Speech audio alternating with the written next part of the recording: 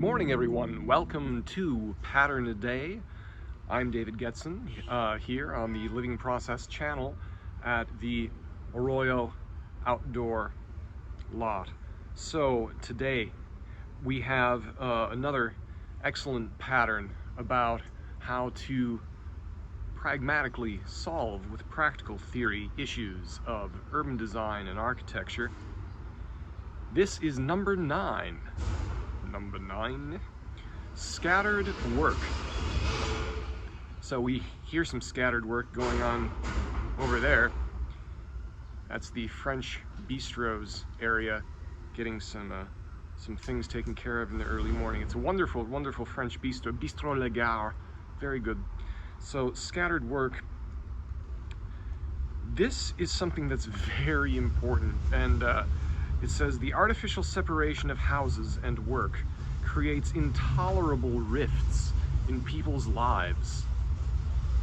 So this being written in 1977 and us being in 2023, yeah, this was quite an important thing to say. The suburbs were still, a lot of the vastness of the suburbs was still being built. The valley was still being filled in at that point. It's pretty much full now, but it was still being filled in at that point. And I was just talking about this. This has to do with the separation between work and living.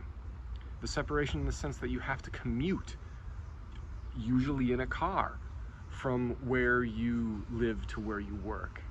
That's a very new thing. It's a very new thing in human culture, is that you strap yourself into a metal box and drive for between 20 and 45 minutes, if you're lucky. Something that I thought was very interesting that David Brooks mentioned, pundit and columnist David Brooks, he mentioned that he did some research on happiness. This was clearly before all the grand panic of today's politics, that David Brooks was spending money on investigating something like happiness, but I'm glad that he did.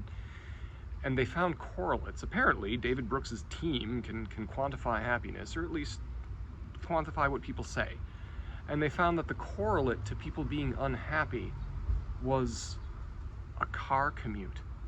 And how often they did that, the way that he said it, is strap yourself inside a metal box where you're not interacting with people's faces, but you're interacting with other metal boxes going between 65 and 80 miles an hour. Do that twice a day, every day. You're going to be stressed out, you're going to be less happy. Well, why do we have to do that to begin with? Well, it's this whole idea in the Futurama. Futurama isn't just a post-Simpsons cartoon show. Futurama was also the name. They got that name from the General Motors 1939 World's Fair exhibition, where they talked about the city of the future.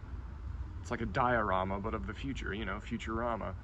And they talked about, in the future, cities will make sense. We logically separate industrial from commercial from residential.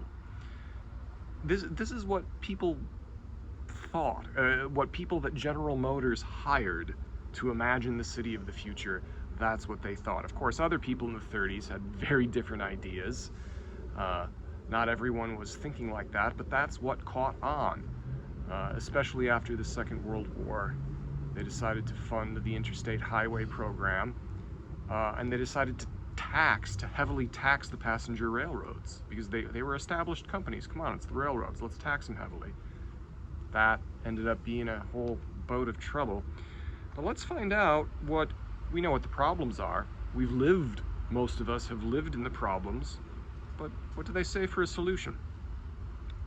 Therefore, use zoning laws, neighborhood planning, tax incentives, and any other means available to scatter workplaces throughout the city. Prohibit large concentrations of work without family life around them. Prohibit large concentrations of family life without workplaces around them. Isn't this fascinating? 1977 was before the big mid-rise office tower boom.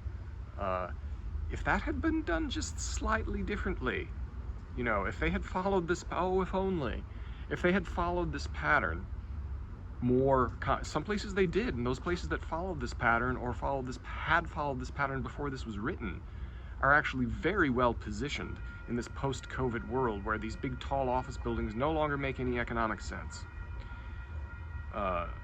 They were the outgrowth of an economic anomaly, a pre-computer economic anomaly, really.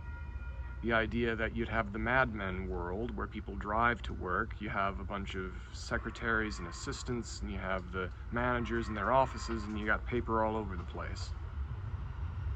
Once upon a time, even a bank, there are skyscrapers in Chicago that used to be the offices of the Chase Bank. It's shaped like the Atari logo, the Chase Bank building in Chicago.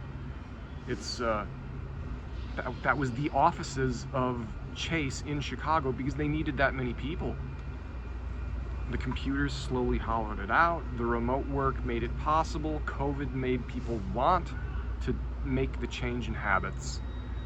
And now in-person work is in very high demand, but it doesn't adapt all that well to these old office towers.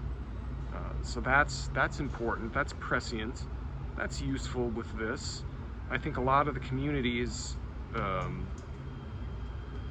that have the kind of mixed-use feel, the fact of mixed use, are going to be very, very much benefiting. And if we can sensibly grow and expand those areas that have those modes of urban form, not only is that going to be a very good investment for people who develop in those areas. In fact, I've talked to multiple people who are doing it. I've talked to someone who's doing it in Santa Clarita. I've talked to a client of mine who wants to do it in certain places.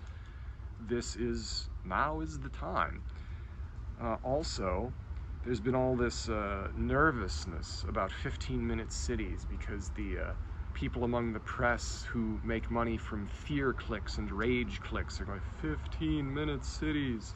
They want you to stay in the pods and eat the bugs and never leave 15 minutes. Maybe someone is that stupid. I would not be surprised if there are people who are that stupid who want people to not travel more than 15 minutes because of whatever, because it's a power trip for them or they make money from it. Maybe. It's not going to happen. Not really. I mean, Australia tried. Come on, Australia really tried, but it's not going to fly, not long term.